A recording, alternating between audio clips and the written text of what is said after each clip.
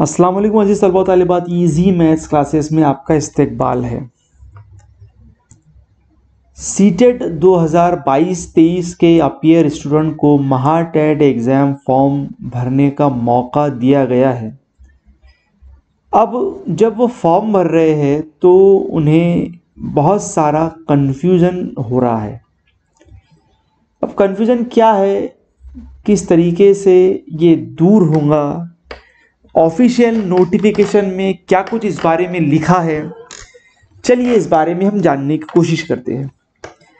जैसा कि हम जानते हैं कि 2022-23 के सीटेट अपीयर कैंडिडेटों ने शिक्षण मंत्री जी को निवेदन दिया था कि उन्हें भी टेट एग्ज़ाम में बैठने का मौका दिया जाए। तो शिक्षण मंत्री जी ने एनसीटी के जो नॉर्म्स है, जो रूल है, उसको ताक पे रख कर सीटेट 2022-23 अपीयर कैंडिडेट को एग्ज़ाम फॉर्म भरने का मौका दिया है। इस बीच बहुत सारे संगठन जो है वो इसके खिलाफ में भी उठे हैं कि आपने रूल के बाहर जाकर ऐसा ऑप्शन चूज़ करने के लिए कहा है।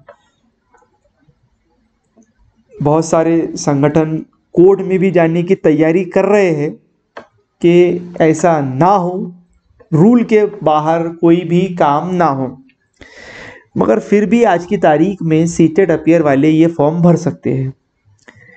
अब फॉर्म भरने के दरमियान उन्हें एक प्रॉब्लम आ रही है कि वो एनसीटी नॉर्म में यस करे या नो करे, सीटेट क्वालिफाइड है यस करे या नो करे।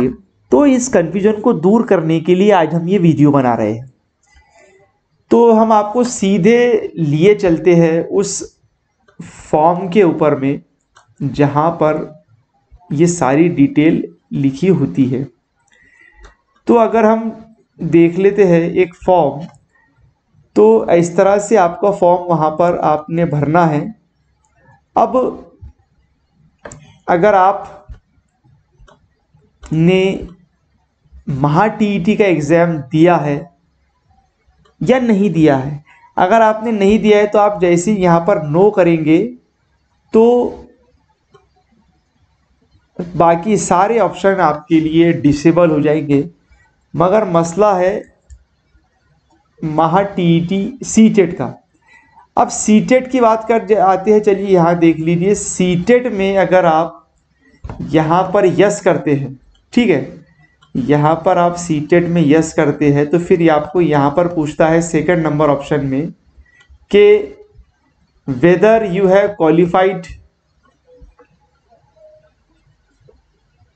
Appear for paper. सबसे पहले तो अपीयर पूछता है, तो आप यहाँ पर यस लिख लेते हैं। अब यस लिखने के साथ साथ में आप जब यहाँ पर यस लिख लेते हैं तो फिर आपको यहाँ पर सीटेट का फर्स्ट पेपर पासिंग का ईयर पूछता है, जो कि आप डालते हैं 2022 से 23 जब भी आपका पेपर हुआ है। फिर आप सीट नंबर डालते हैं यहाँ पर। उसके बाद में नेक्स्ट पूछता है कि whether you have qualified CTET paper. तो आप यहाँ पर इस पोजीशन पे नो लिखते हैं। जैसे ही आप यहाँ पर नो लिखते हैं तो आपको परसेंटेज वहाँ पर डिसेबल हो जाता है। इसी तरीके से सेकंड पेपर का भी होता है कि सेकंड पेपर का अगर आप अपीयर है तो आप यहाँ पर यस लिखते हैं, फिर उसके बाद में यहाँ पर उसका सीट नंबर लिख लेते हैं, पासिंग ईयर लिख लेते हैं, फिर यहाँ पर सीट नंबर लिख लेते हैं। इसी के साथ साथ में ऑप्शनल सब्जेक्ट भी सिलेक्ट कर लेते हैं। फिर उसके बाद में आप क्वालिफाइड है या नहीं तो यहाँ पर आप नो कर लेते हैं। तो जैसे ही आप यहाँ पर नो करते हैं तो यहाँ पर परसेंटेज डिसेबल हो जाता है।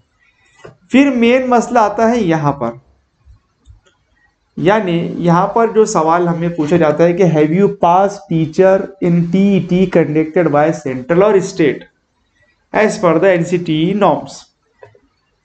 तो अब हम यहाँ पर हमें क्या करना है, यस करना है या नो करना है। तो अब जिन बच्चों को, अब इसमें थोड़ा दो राय है, क्योंकि जो ऑफिशियल नोटिफिकेशन भी आया है सीटेट के ताल्लुक से, तो वहां पर कहीं ये मेंशन नहीं है कि वहां आपने यस करना है या नो करना है। साथ ही साथ जब हमने आईबीपीएस वालों से भी कांटेक्ट किया तो उन्होंने भी इसके बारे में कुछ जवाब नहीं दे पाए, मुतमईन जवाब वो नहीं दे पाए हैं। और किसी ने कोई ऑफिशियल वेबसाइट पर या नोटिफिकेशन में इसका मेंशन नहीं है। अब अगर आप यहाँ पर नो कर देते हैं तो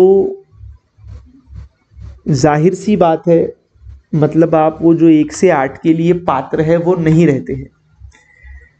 और अगर आप यस करते हैं और अगर आप सीटेट पास होने वाले हैं ऐसा आपको लगता है तो आपका वो कंसिडरेशन में आ जाएगा। तो वैसे भी अगर आप नो करेंगे तो जाहिर सी बात है वो तो आप मतलब वहाँ से कटने ही वाले हैं। और अगर आप यस करते हैं और अगर आप पास नहीं है तो वैसे भी कटने वाले हैं। तो अब यहाँ पर आप यस भी कर सकते हैं और नो भी कर सकते हैं, मगर मेरी अगर पर्सनल राय अगर आप पूछेंगे तो आपने यहाँ पर यस करने होगा, क्योंकि इन फ्यूचर आगे रिजल्ट आ जाएगा, आपको लग रहा है कि हम पास है तो फिर आप वहां पर पास ऑप्शन सिलेक्ट कर लेंगे तो फिर आप कंटिन्यूशन में आ सकते हैं। मगर ऐसा कुछ ऑफिशियल नोटिफिकेशन वहां पर नहीं दिया गया है, ना ही जो महाराष्ट्र राज्य परीक्षा परिषद है उन्होंने कुछ यहाँ पर क्लियर किया है। तो मेरी तो राय है कि वैसे भी नो लिखेंगे तो मतलब तुम कंसिडरेशन में नहीं आएंगे, और यस लिख लेंगे और अगर पास नहीं रहेंगे तो भी कंसिडरेशन में नहीं आएंगे। तो इसका मतलब यस करके रख लो, अगर पास हो जाएंगे सीटेट तो जम सकती है कुछ आगे, वरना वैसे तो नहीं जमने वाली है। और ये जो साल के जो सीटेट वाले थे उन्होंने दिया यहाँ पर, अब सब उसके बाद में सब कोई जोश आ रहा है। बीएड वाले भी इसके ऊपर आवाज़ उठा रहे हैं, डीएड वाले भी आवाज़ उठा रहे हैं, और फिर वो जोक भी चल रहे हैं कि 10वीं वालों को भी मौका दिया जाए, उनके लिए भी रुक जाए ताकि उनका भी रिजल्ट आने वाला है तो उनके लिए भी शिक्षक भर्ती के लिए उनको रोक जाए 2-4 साल 5 साल हम। तो ऐसे जोक चल रहे हैं। खैर, बात चल रही थी एनसीटीई की, तो आप वहाँ पर मेरी राय है कि यस कर ले आप, अगर आप अपीयर्ड है तो। अगर आप फेल होने वाले हैं तो वैसे भी वो कैंसिल हो जाएगा, और नो कर रहे तो वैसे भी कैंसिल होने वाला है।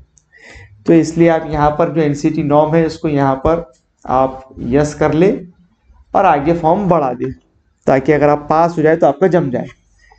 तो यहाँ पर ये मेरी राय थी, उम्मीद है आपको वो थोड़ा बहुत समझ में आया होगा, और आपने वहाँ पर क्या करना है ये आपके ऊपर में मैं छोड़ रहा हूँ।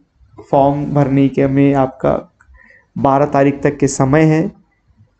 बहुत सारे बच्चों ने अभी फाइनलाइज नहीं किया है, एडिट कर रहे हैं या फिर अभी तक सबमिट नहीं किया है। फॉर्म जिन्होंने भर दिए हैं, जो पास थे उन्होंने नो कर दिया था या कुछ भी कर दिए होंगे, तो अब आपके पास में ऑप्शंस है कि आप रिपीट भर सकते हैं या ना आप भरना चाहिए या नहीं भरना चाहिए। मैं तो ये कहूँगा कि भाई उन्हीं बच्चों ने भरने होना जिनको 100% लग रहा है कि हम सीटेट पास हो रहे हैं। मगर उम्मीद पे दुनिया कायम है, 10 नंबर वाले को भी लगता है कि मैं पास होने वाला हूँ, तो अब ये डिपेंड करेगा आपके ऊपर में।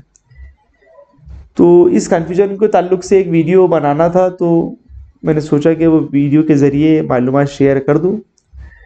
मुझे उम्मीद है इस वीडियो में दी गई मालूमात आपके समझ में आई होंगी। देखते रहिए इजी मैथ क्लासेस। अल्लाह हाफिज़।